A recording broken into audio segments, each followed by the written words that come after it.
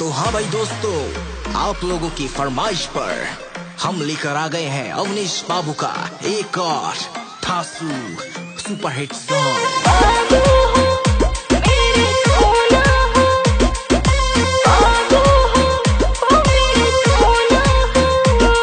अखिया में लगा के काजल काजल काजल काजल हमरा के करेलू पागल। पागल हो गईला। अखिया में लगा के काजल काजल काजल काजल हमरा के करेलू पागल। तोहर रूपवा सोलो न कहिले बजा दू टोना रानी हमके बना लभार लभार लभार। गोरी रे घायल कइले बा होठ तोर रेड कलर। गोरी रे दिल घायल करेला होठ तोर रेड कलर।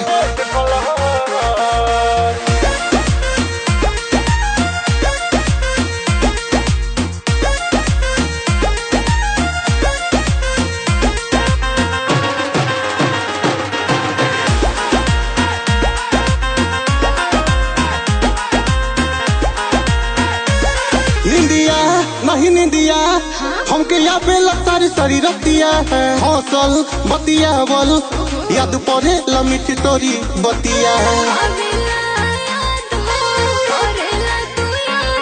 निंदिया नहीं निंदिया हमके यहाँ पे सारी सारी रतिया हौसल बतिया बल याद पड़े लमिट तोरी बतिया।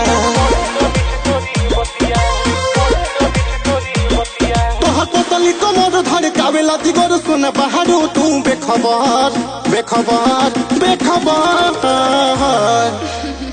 गोरी रे घायल कइले बा होठ तोर रेड कलर। गोरी रे दिल घायल करेला होठ तोर रेड कलर।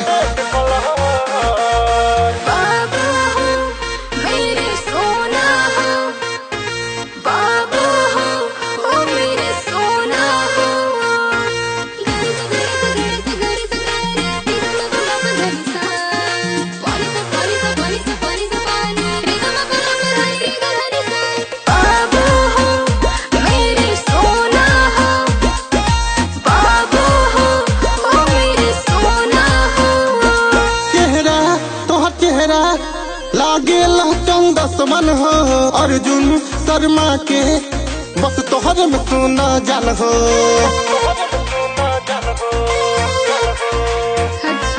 चेहरा तोहर चेहरा लागेला चंदस मन हो अर्जुन शर्मा के बस तोहर में सुना जान हो।